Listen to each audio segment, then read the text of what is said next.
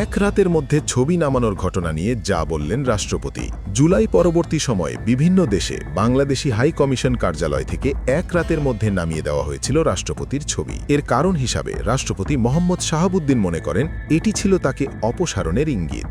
তিনি বলেন, পৃথিবীর সমস্ত দেশে বাংলাদেশের হাই কমিশন ও কনসুলেট থেকে ছবি নামিয়ে ফেলা হয়। ওই ঘটনা ছিল মূলত অপসারণের ইঙ্গিত বা প্রথম ধাপ।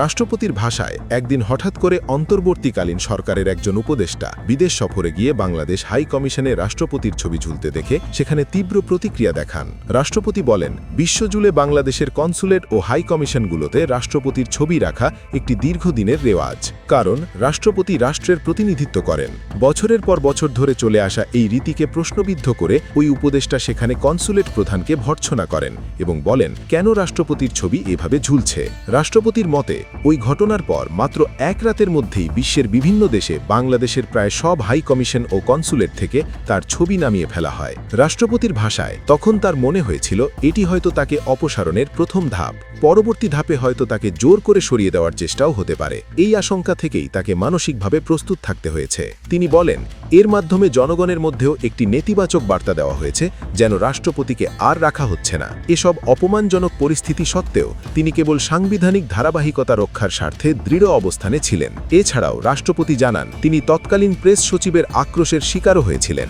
তিনি বলেন, তাকে অপমান ও একঘরে করে রাখার ধারাবাহিকতার অংশ হিসাবে বঙ্গভবনের প্রেস উইং কার্যত অচল করে দেওয়া হয়।